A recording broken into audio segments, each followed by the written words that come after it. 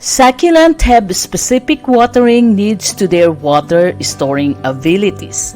In this video, we will discuss the watering frequency, the signs when they need water, and the signs of overwatering. But before we do that, if you are new to this channel, my name is Forlitz. This channel is for everyone who is a succulent enthusiast, anyone who has a passion for arts and architecture, or if you are a retiree like me and want to unlock your creativity and learn something new in this journey, this channel is for you. Please do me a favor and click the subscribe button to support my channel. Like, share, and engage by putting a comment below. Watering frequency. How often do we need to water our succulents? There are 4 crucial things to consider how to watering frequency. Number 1, check the soil. Stick your finger about an inch into the soil. If it feels dry at that depth, it's time to water. If it's still moist, wait a few days and check again. Number 2, seasonal variation. Watering frequency depends on the season. During active growth like spring and summer, succulents may need more frequent watering, about every 2 to 4 weeks. In dormant periods like fall and winter, they require less water, typically every 4 to 6 weeks. Number 3, type of succulents. Different types of succulents have varying water needs. Research your specific succulent species to determine its ideal watering schedule. And last is number 4, container and soil.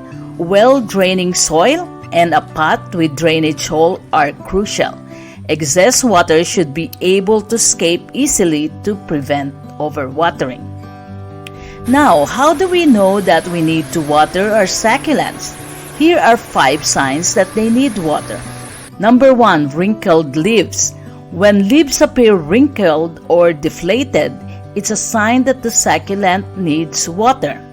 Number 2, drooping or wilting. The leaves might droop or point downwards when the plant is thirsty. Number 3, color changes. Some succulents show slight color changes when they need water. Leaves may become translucent. Number 4, dry soil. Check the soil surface. If it feels extremely dry to the touch, it indicates that your succulent is thirsty. And number 5, leaves losing firmness. Gently press a leaf. If it feels soft and loses its firmness, your succulent needs water. And the last thing is, also we need to know if we gave our succulents too much water. Here are the signs of overwatering. Number 1, yellowing and drooping leaves. You might be overwatering if lower leaves turn yellow and fall off easily.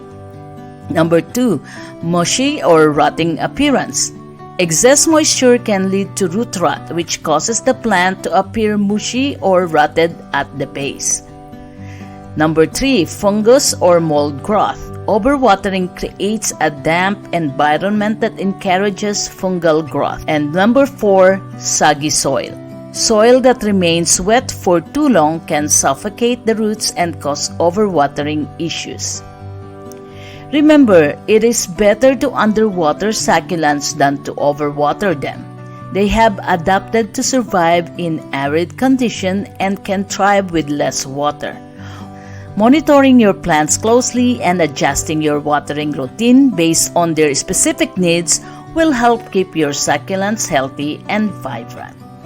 And that's it for today, guys. If you want to learn more about gardening and DIY projects, please check my other videos on this channel. Happy gardening, and I will see you in the following videos.